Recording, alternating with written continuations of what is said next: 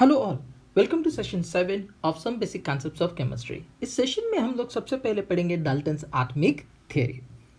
Very early मतलब लगभग 460 to 370 BC एक ग्रीक फिलोसोफर थे डेमोक्रिटस, और उन्होंने ये बोला कि भाई जो मैटर है it is composed of very very small particles which are indivisible particles.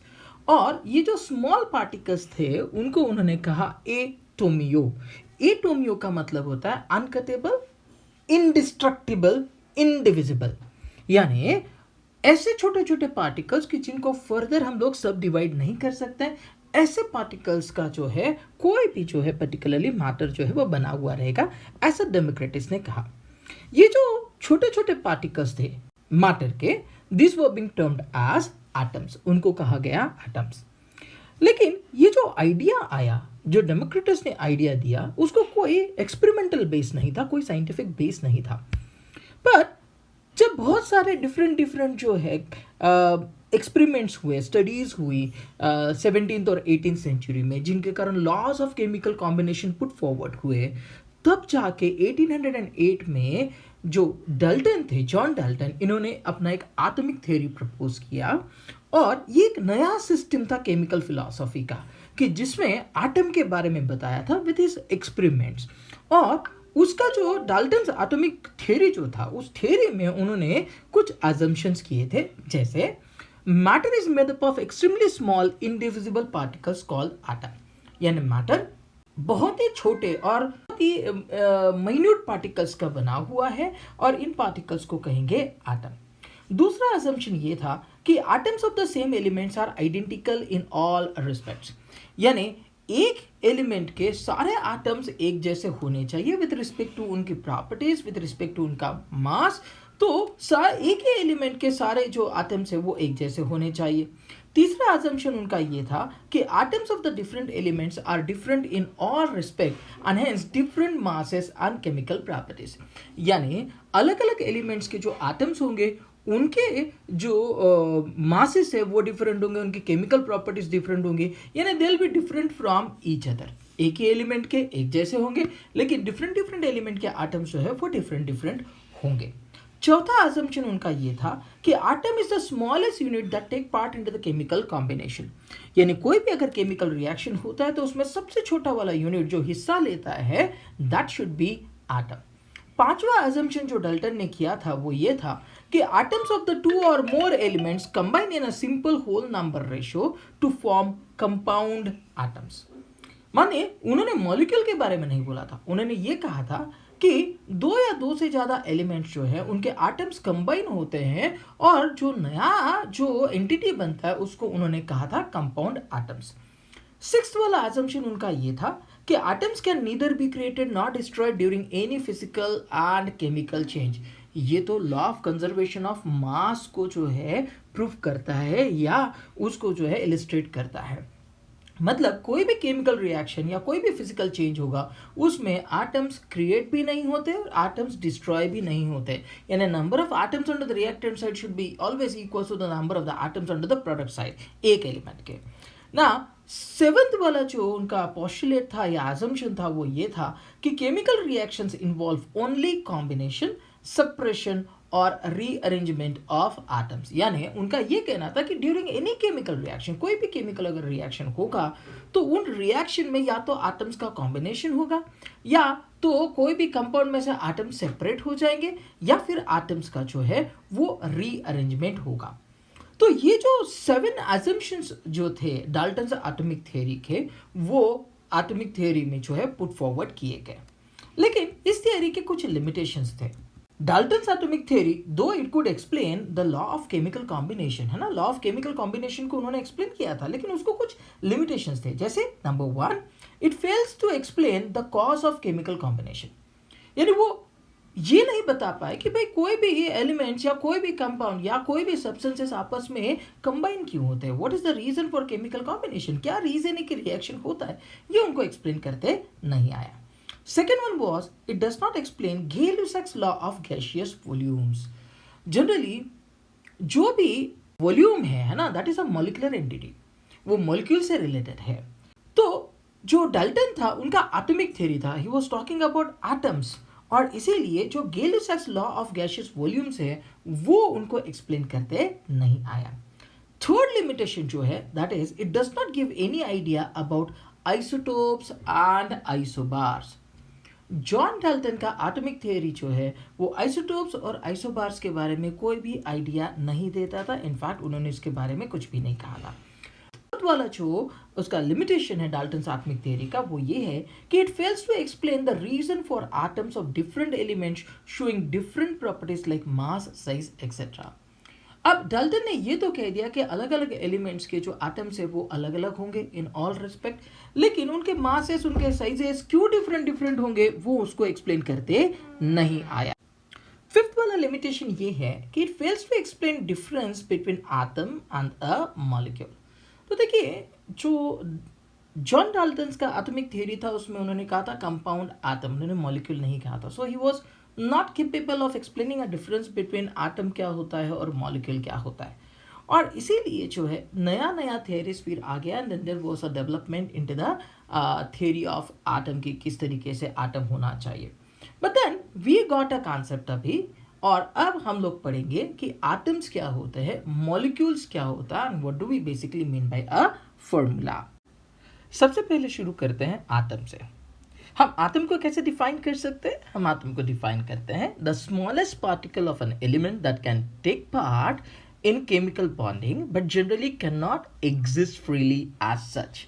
मतलब क्या कि एटम वो सबसे छोटा वाला पार्टिकल है कोई भी एलिमेंट का जो केमिकल बॉन्डिंग में हिस्सा तो लेता है, लेकिन वो इंडिपेंडेंटली एग्जिस्ट कर भी सकता है, नहीं भी कर सकता है। फॉर एग्जाम्पल अगर सपोज हम लोग ऑक्सीजन की बात करें तो ऑक्सीजन का आटम है O, but it never exist as O, it will always exist as O2 यानी मॉलिक्यूलर फॉर्मूला में। सिमिलरली हाइड्रोजन की बात करें तो हाइड्रोजन का आटम हो गया H, लेकिन वो एज सच H करके एग्जिस्ट नहीं कर सकता, वो हमेशा H2 यानी अपने मॉलिक्यूलर फॉर्म में ही एग्जिस्ट करता है। बट कुछ एटम्स ऐसे भी होंगे जो अपने एटॉमिक फॉर्म में ही एग्जिस्ट करते हैं, जैसे sodium Na, it will exist as Na।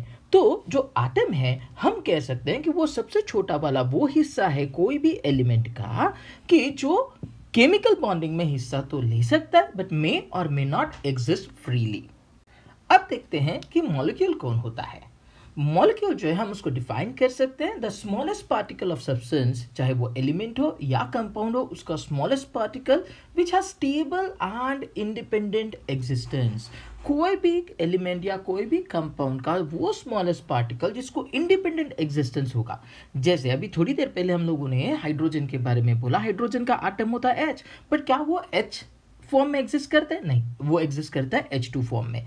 इसका मतलब ये जो मॉलिक्यूलर फॉर्म है या मॉलिक्यूल है वो स्मॉलेस्ट हिस्सा है कोई भी एलिमेंट या कंपाउंड का जिसको स्टेबल और इंडिपेंडेंट एग्जिस्टेंस होगा। कभी कभी जो मॉलिक्यूल होते हैं एलिमेंट्स के, कभी कभी नहीं, मोस्ट ऑफ द टाइम्स जो मॉलिक्यूल्स होते हैं एलिमेंट्स के वो एक ही टाइप के एटम्स के बने हुए होंगे। जैसे ऑक्सीजन का मॉलिक्यूल O2 है, एलिमेंट है ना। सिमिलरली अगर सपोज हाइड्रोजन एलिमेंट है उसका जो मॉलिक्यूल होगा that is H2, chlorine element है उसका मॉलिक्यूल होगा Cl2, जबकि जो कंपाउंड है उनके जो मॉलिक्यूल्स होंगे उसमें एक से ज़्यादा जो है डिफरेंट टाइप्स ऑफ एटम्स हो सकते हैं। जैसे अमोनिया, उसमें NH3 नाइट्रोजन और हाइड्रोजन के एटम्स हैं, H2SO4 में हाइड्रोजन, सल्फर और ऑक्सीजन के एटम्स हैं, वाटर H2O। तो कंपाउंड जो है, कंपाउंड के जो मॉलिक्यूल रहेगा उसके अंदर डिफरेंट डिफरेंट एटम्स होंगे, जबकि एलिमेंट के मॉलिक्यूल में एक ही जैसे जो है वो एटम्स होंगे। और इसीलिए ये क्लियर हो जाता है कि जो एटम्स है वो कंपोनेंट्स होते हैं मॉलिक्यूल्स के, और जो मॉलिक्यूल्स हैं वो कंपोनेंट्स होते हैं एलिमेंट या कंपाउंड्स के। यानी जो स्मॉलेस्ट पार्ट जिसको इंडिपेंडेंट एग्जिस्टेंस हो भी सकता है, नहीं भी हो सकता है, वो एटम है, लेकिन वो स्मॉलेस्ट पार्ट एलिमेंट या कंपाउंड का जिसको स्पेसिफिकली इंडिपेंडेंट एग्जिस्टेंस होगा वो होता है मॉलिक्यूल। हमने अब एटम्स और मॉलिक्यूल्स के बारे में तो जान लिया, अब आइए जानते हैं फॉर्मूला के बारे में कि फॉर्मूला क्या होता है। हम फॉर्मूला को डिफाइन कर सकते हैं कि the formula is a group of symbol of elements that represents one molecule of a substance. जो फॉर्मूला है वो ऐसा ग्रुप ऑफ सिंबल्स है जो कोई भी एक मॉलिक्यूल को रिप्रेजेंट करता है, और ये सिंबल्स किसके होते हैं? एलिमेंट्स के होते हैं। ये जो फॉर्मूला होता है वो कोई भी केमिकल का सब्सटेंस का केमिकल कंपोजिशन के बारे में बताता है। एग्जाम्पल के तौर पे अगर वाटर का फॉर्मूला देखते हैं तो वो H2O है, जो इंडिकेट करता है कि जो वाटर का मॉलिक्यूल है it is being made up of 2 hydrogen and 1 oxygen atom. तो हमेशा हम ये ध्यान में रखते हैं कि कोई भी अगर सपोज हम लोग फॉर्मूला की बात करते हैं तो वो एक ग्रुप सिंबल्स है एलिमेंट्स के जो उस पर्टिकुलर मॉलिक्यूल के अंदर मौजूद हो सकते हैं। अब जब हमें पता है कि एटम्स क्या होते हैं, मॉलिक्यूल्स क्या होते हैं और फॉर्मूला क्या है, तो आइए अब हम समझते हैं कि what is an atomic mass, कि कोई भी जो एटम होगा उसका मास क्या होगा। तो क्या हुआ कि एक्चुअली जो एटम्स हैं वो बहुत ही छोटे छोटे और टाइनी इंडिविजुअल पार्टिकल्स हैं, जो कि बहुत ही छोटे होने के कारण जिनका मास भी बहुत बहुत ही कम होगा। तो इनिशियली क्या हुआ कि जब बहुत सोफिस्टिकेटेड टेक्निक्स नहीं थी, जैसे मास स्पेक्ट्रोमेट्री नहीं था to determine the atomic masses, तो हम कैसे एटॉमिक मास डिटरमाइन करें। तो जो पुराने साइंटिस्ट थे उस टाइम में, जो साइंटिस्ट थे उन्होंने ये सोचा कि भाई किसी के रिलेटिव हम मास निकालते हैं। मतलब अगर सपोज हमें अगर मास निकालना है तो इसके कोई एक दूसरा जो है स्टैंडर्ड लेके उसके कंपैरिजन में कितना मास होगा, ऐसा डिसाइड हुआ। तो सबसे लाइटेस्ट एलिमेंट उस टाइम में कौन था? हाइड्रोजन। तो जो हाइड्रोजन सबसे लाइटेस्ट एलिमेंट है उसके कंपैरिजन में बाकी एलिमेंट कितना भारी है उसके हिसाब से उसका एटॉमिक मास डिजाइन हुआ। और हाइड्रोजन को जो है आर्बिट्रली 1 जो है मास असाइन हुआ बिना कोई यूनिट के, उसको कोई यूनिट नहीं दिया था। ये मान लिया गया कि हाइड्रोजन का मास जो है वो 1 है और उसके कंपैरिजन में बाकी जो एलिमेंट्स जितना उनका वेट होगा या जितने वो कंपैरेटिवली भारी होंगे उतना उनका जो है मास जो है वो असाइन किया गया। लेकिन ये चलता रहा 1961 तक, जब 1961 में इंटरनेशनल यूनियन ऑफ केमिस्ट्री जो है उन्होंने एक सुटेबल और मोस्ट स्टेबल आइसोटोप कार्बन का C12 आइसोटोप जो है उसको स्टैंडर्ड माना for the comparison of atomic masses of various elements. तो अलग अलग एलिमेंट्स के जो भी एटॉमिक मासेस थे उनको निकालने के लिए हमने C12 को जो है वो मानक माना, मतलब उसको स्टैंडर्ड मानना शुरू किया और उसके कंपैरिजन में बाकी सबका जो है एटॉमिक मास निकाला गया। मतलब ये जो भी मासेस है वो हम लोग कहते हैं रिलेटिव मासेस। ये जो C12 आइसोटोप था उसका एटॉमिक मास जो है वो असाइन किया गया 12 AMU।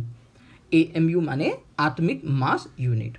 और बाकी सारे के सारे जो एटम्स थे एलिमेंट्स के, अलग अलग एलिमेंट्स के एटम्स, उनका मास रिलेटिव टू दिस स्टैंडर्ड जो है वो डिटरमाइन किया गया। अब अगर सपोज हम 12 AMU बोलते हैं कार्बन C12 का मास, तो फिर 1 AMU यानी कितना, 1 एटॉमिक मास यूनिट यानी कितना। तो 1 एटॉमिक मास यूनिट को हम लोग डिफाइन करते हैं as a mass exactly equal to 1/12 the mass of 1 carbon 12 atom या C12 आइसोटोप।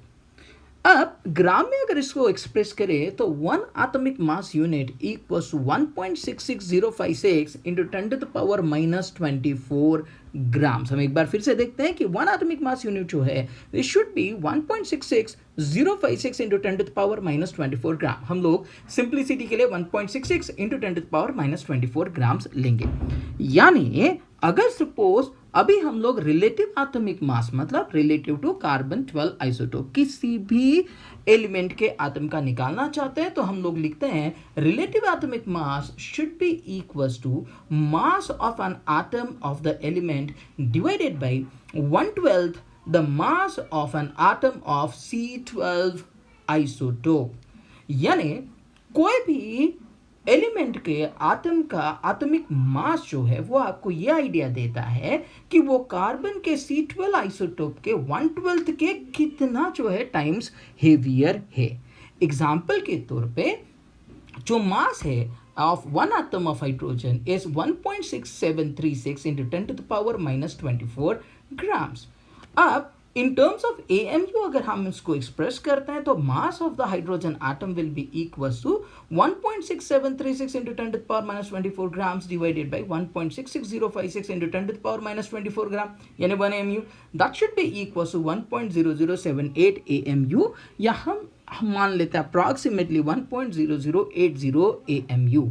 सिमिलरली अगर एटॉमिक मास हम लोग मैग्नीशियम की बात करें तो इट इज 24 AMU, यानी वो 24 टाइम्स हाइयर होगा 1/12 ऑफ C12 आइसोटोप के, या फिर मास ऑफ ऑक्सीजन जो है आटम इज 16 AMU, यानी हम ये मानते हैं कि ये जो भी ऑक्सीजन आटम है it is 16 times heavier than 1/12 of C12 isotope.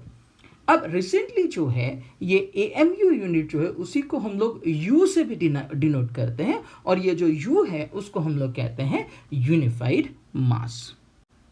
Atomic masses के बारे में हमको ये भी जानना ज़रूरी है कि एक्चुअल में हम लोग कभी भी एटॉमिक मास जब भी कैलकुलेट करते हैं कोई भी एलिमेंट का, तो हम लोग कैलकुलेट करते हैं एवरेज एटॉमिक मास। क्यों? क्योंकि बहुत सारे जो नेचुरली ऑकरिंग एलिमेंट्स हैं वो एग्जिस्ट करते हैं मोर देन वन आइसोटोप, यानी atoms of the same element with different relative masses. मतलब अगर हम दो आइसोटोप्स को देखते हैं एक ही एलिमेंट के, तो उनके जो रिलेटिव मासेस है वो डिफरेंट होंगे। जैसे अगर क्लोरीन की बात करी जाए तो क्लोरीन का एक आइसोटोप जो उसका 35 होगा रिलेटिव मास, जबकि दूसरे का होगा 37।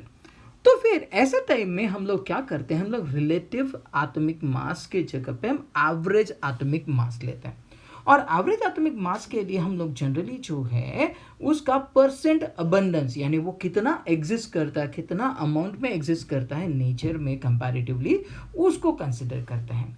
जब भी हम लोग एवरेज एटॉमिक मास निकालेंगे तो हम लोग एवरेज एटॉमिक मास निकालने के लिए फॉर्मूला यूज करते हैं, average atomic mass equals to atomic mass of isotope 1 into उसका percent abundance plus atomic mass of isotope 2 into उसका percent abundance plus and so on, यानी जितने भी उसके आइसोटोप्स होंगे उनके सबका का मास मल्टीप्लाइड बाय उसके percent abundances and whole thing divided by 100, क्योंकि परसेंट अबंडेंस लिया है हम लोगों ने। या हम ऐसा भी कर सकते हैं कि अगर सपोज रिलेटिव अबंडेंस जो है दो आइसोटोप्स है आपके पास में और उनका रिलेटिव अबंडेंस अगर सपोज P/Q है, तो हम लोग एवरेज एटॉमिक मास कैलकुलेट करते हैं atomic mass of isotope 1 into P plus atomic mass of isotope 2 into Q divided by P+Q। तो इंस्टेड ऑफ अगर सपोज परसेंट अबंडेंस नहीं दिया हुआ है, आपको रेशियो दिया उनके अबंडेंसेस का, तो हम ऐसे भी कैलकुलेट कर सकते हैं। एग्जाम्पल के तौर पर जो क्लोरीन है उसके दो आइसोटोप, जैसे अभी हमने कहा कि भाई दो आइसोटोप्स होते हैं जिनके रिलेटिव मासेस होते हैं 35U और 37U। U क्या है? यूनिफाइड मास।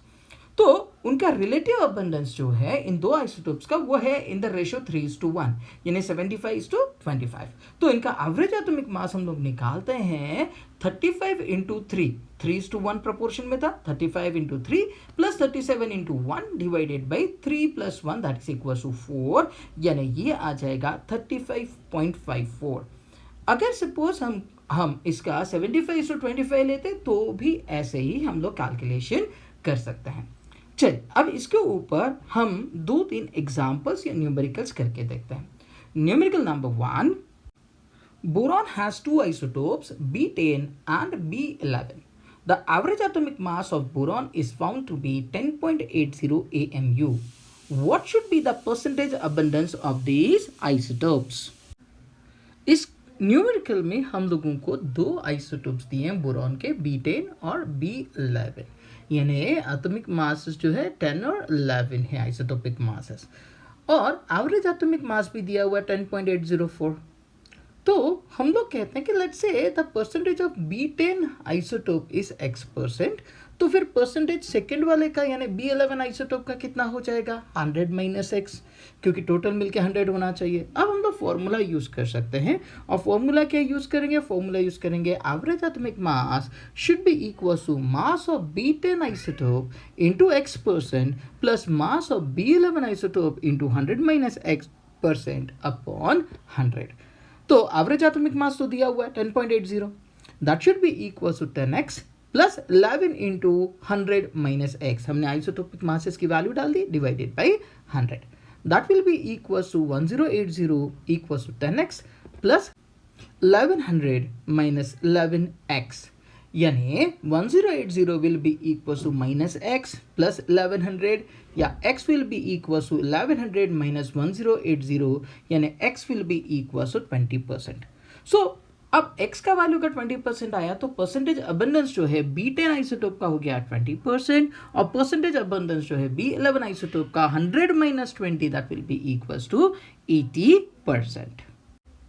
सेकेंड न्यूमेरिकल देखते हैं। सेकेंड न्यूमेरिकल है calculate the average mass of copper if copper 63 is 69.17% abundant and copper 65 is 30.83% abundant। अब देखिए इस जो न्यूमेरिकल है उसमें न्यूमेरिकल में हमको दिया है आइसोटोप है कॉपर 63 और कॉपर 65 और उनके रिस्पेक्टिव परसेंट अबंडेंसेस है 69.17% और 30.83%। अब फॉर्मूला यूज करेंगे एवरेज एटॉमिक मास निकालने के लिए। What is average atomic mass? Average atomic mass will be equal to atomic mass of copper 63 multiplied by percent abundance उसका plus atomic mass of copper 65 into उसका percent abundance divided by 100। So average atomic mass will be equal to 63 into 69.17 plus 65 into 30.83 divided by 100। तो इसका answer आएगा 63.6166 U, यानी average atomic मास हुआ 63.6166 U। एकदम आसान सा न्यूमेरिकल है। सिमिलरली एक थर्ड वाला न्यूमेरिकल देखते हैं। Magnesium consists of 3 naturally occurring isotopes. The percent abundance of these isotopes is as follows. Isotopes दिए हुए magnesium 24, magnesium 25, magnesium 26 और उनके respective percent abundances दिए हैं 78.70%, 30.83%, 11.7%। और आपको पूछा है कैलकुलेट एवरेज एटॉमिक मास। अब देखिए 3 आइसोटोप्स दिए हैं तो हम डायरेक्ट फॉर्मूला यूज करेंगे average atomic mass equals to atomic mass of magnesium 24 into उसका percent abundance plus atomic mass of magnesium 25 into उसका percent abundance plus atomic mass of magnesium 26 into उसका परसेंट अबंडेंस डिवाइडेड बाय 100। यानी जितने भी आपको isotopes दिए हैं सबका atomic mass multiplied by isotopic mass multiplied by percent abundances करेंगे डिवाइडेड बाय 100 करेंगे। तो पहला वाला जो है कितना दिया आइसोटोप 24 इंटू 78.70। दूसरा जो है आपको जो एटॉमिक मास दिया है वो एटॉमिक मास दिया है 25 इंटू 30.83 और तीसरा वाला जो है वो आपको दिया है 26 Mg26 तो 26 इंटू 11.7 यानी आपका जो डिवाइडेड बाय 100 आपका आंसर आएगा 24.4625। तो अब तक हम लोगों ने एटॉमिक मास के बारे में पढ़ा, एवरेज एटॉमिक मास के बारे में पढ़ा, उसके ऊपर कुछ न्यूमेरिकल्स भी पढ़े। अब देखते हैं what is a molecular mass. जो मॉलिक्यूलर मास है that is the sum of atomic masses of the elements present in a molecule. यानी जितने भी एलिमेंट्स के एटम्स मौजूद है कोई भी मॉलिक्यूल के अंदर उनके एटॉमिक मासेस जो है उसका सम जो है that will be termed as total sum जो है उसको हम लोग कहते हैं मॉलिक्यूलर मास। हम मॉलिक्यूलर मास कैलकुलेट कैसे करते हैं? हम कैलकुलेट करते हैं by multiplying the atomic mass of each element by the number of its atoms and adding them together। यानी हर एक जो आटम है उसके एटॉमिक मास को हम लोग जितने बार वो आटम ऑकर कर रहे हैं फॉर्मूला में या मॉलिक्यूल में उतने टाइम उसको मल्टीप्लाई करते हैं और फिर इन सबको हम लोग क्या करते हैं ऐड कर देते हैं। जैसे एग्जांपल के तौर पे molecular mass of water, molecular mass of water कितना होगा? तो molecular mass of water will be equal to, उसमें वाटर का फॉर्मूला होगा H2O, 2 बार हाइड्रोजन आ रहा है so 2 into atomic mass of hydrogen plus 1 बार ऑक्सीजन आ रहा है 1 into atomic mass of oxygen. अब atomic mass of hydrogen is 1.0084 और एटॉमिक मास ऑफ जो ऑक्सीजन है दैट इज 16.004। तो अभी आपका आंसर आएगा 2 into 1.0084 plus 16.004 that will come down to be 18.021। अब इसी तरीके से एक और एग्जांपल लेते हैं। जैसे मीथेन का मॉलिक्यूलर मास कैलकुलेट करेंगे। मीथेन का फॉर्मूला होगा CH4 यानी 1 कार्बन आटम और 4 हाइड्रोजन आटम। तो कार्बन का एटॉमिक मास होता है 12.0114 प्लस 4 इंटू हाइड्रोजन का atomic mass 1.0084 so that will come down to be 16.0434। अब तो करेक्ट सिग्निफिकेंट फिगर्स जो है इतना आंसर हमारा आना चाहिए। सो अब हमें पता चला कि हम मॉलिक्यूलर मास कैसे कैलकुलेट करते हैं। बट मॉलिक्यूलर मास ये टर्म हम लोग in terms of ionic compounds use नहीं करते हैं। हम in terms of ionic compounds formula mass ये टर्म यूज करते हैं। ऐसा इसलिए क्योंकि जो आयनिक कंपाउंड्स होते हैं उनमें कभी भी डिस्क्रीट मॉलिक्यूल्स नहीं होते, डिफरेंट मॉलिक्यूल्स नहीं होते हैं। एज देयर कंस्टिट्यूएंट यूनिट्स, मतलब उनका कंस्टिट्यूएंट यूनिट जो है वो मॉलिक्यूल नहीं होता तो फॉर्मूला होता है। जैसे अगर सपोज हम NaCl का एग्जांपल देखते हैं, तो जो NaCl का क्रिस्टल है उसके अंदर हर एक Na प्लस जो है it is surrounded by 6Cl negative, और हर एक Cl नेगेटिव जो है it is surrounded by 6Na plus. तो जो हम फॉर्मूला है वो फॉर्मूला यूनिट कहते हैं, और एक फॉर्मूला यूनिट है ना NaCl कहते हैं। तो अगर एक फॉर्मूला यूनिट है ना NaCl, तो हम कहते हैं इस यूनिट का मास कितना होगा, यानी हम कहते हैं फॉर्मूला मास। क्यों? क्योंकि उसमें मॉलिक्यूल नहीं होता है, ये जो क्रिस्टल है उसको रिप्रेजेंट करते हैं फॉर्मूला से, और फॉर्मूला क्या होता है NaCl के लिए? NaCl। तो NaCl का फिर हम लोग मॉलिक्यूलर मास नहीं कहते, वैसे देखा जाए तो हम लोग वैसे ही कैलकुलेट करते हैं जैसे मॉलिक्यूलर मास कैलकुलेट करते हैं, लेकिन हम अब इसको फॉर्मूला मास कहेंगे। तो फॉर्मूला मास ऑफ NaCl कितना होगा? That will be equal to atomic mass of sodium plus atomic mass of chlorine. क्यों? क्योंकि वो Na और Cl का बना हुआ है। तो एटॉमिक मास ऑफ सोडियम कितना है? 23.04, और क्लोरीन का कितना है? 35.5। तो आंसर आना चाहिए, टोटल करेंगे तो 58.54 U, यानी यूनिफाइड मास। तो जब भी हम एटॉमिक मास कैलकुलेट किए, जब भी हम लोगों ने फॉर्मूला मास कैलकुलेट किया, जब भी हम लोगों ने मॉलिक्यूलर मास कैलकुलेट किया, इनके यूनिट AMU थे। लेकिन अगर सपोज हम लोग इन्हीं को डायरेक्टली ग्राम्स में एक्सप्रेस करते हैं, तो instead of saying atomic mass या मॉलिक्यूलर मास या फॉर्मूला मास, हम उसके सामने लगा देते हैं ग्राम, यानी ग्राम एटॉमिक मास या ग्राम फॉर्मूला मास या ग्राम जो है मॉलिक्यूलर मास। यानी अगर सपोज हमें ग्राम एटॉमिक मास को डिफाइन करना है, तो हम डिफाइन कर सकते हैं what is gram atomic mass? The atomic mass of an element express in gram is called as its gram atomic mass. For example, atomic mass of oxygen कितना है? 16 AMU या 16 U, यूनिफाइड मास। तो अगर ये 16 AMU या 16 U के जगह पे मैं डायरेक्टली ग्राम लगा देता हूं, तो ग्राम एटॉमिक मास ऑफ ऑक्सीजन हो जाएगा 16 ग्राम। पर देखा जाए तो एक्चुअल में मास उतना नहीं होगा, क्योंकि 16 AMU 1 AMU यानी 1.66 इंटू 10⁻⁻24 ग्राम्स। तो atomic mass of oxygen in terms of grams होना चाहिए 16 इंटू 1.66 इंटू 10⁻⁻24 ग्राम्स। पर हमने क्या किया, जो 16 AMU है, AMU को हटा के हमने डायरेक्टली अगर ग्राम लगा दिया, तो हम उसको कहते हैं ग्राम एटॉमिक मास। अब हम ये डायरेक्टली ग्राम में क्यों एक्सप्रेस करते हैं, हम नेक्स्ट वाले सेशन में पढ़ेंगे ही। लेकिन अभी ये समझिएगा कि ग्राम एटॉमिक मास का मतलब ये होता है कि अगर आपने AMU के जगह पे ग्राम लगा दिया, तो then it will be a gram. Similarly atomic mass of hydrogen क्या होता है? It is 1, let's say 1 AMU। अगर वो AMU हटा के मैं ग्राम लगा देता हूं, तो then it becomes a gram atomic mass, यानी gram atomic mass of hydrogen will be equal to 1 gram. Similarly जब हम ग्राम मॉलिक्यूलर मास की बात करते हैं, तो हम उनको डिफाइन कर सकते हैं। The molecular mass of an element or compound express in gram is called its gram molecular mass. यानी जो भी मॉलिक्यूलर मास आया है आपका AMU में, जो भी आपका ग्राम मॉलिक्यूलर मास है U, AMU या नहीं U, तो उसको अगर सपोज हम डायरेक्टली ग्राम में एक्सप्रेस करेंगे, तो हम उसको कहते हैं ग्राम molecular mass. For example, oxygen का मॉलिक्यूलर मास होता है 32 AMU। अब AMU हटाते हैं, ग्राम लगाते हैं, तो हम उसको कहेंगे 32 ग्राम। ये ग्राम मॉलिक्यूलर मास हो गया ऑक्सीजन का।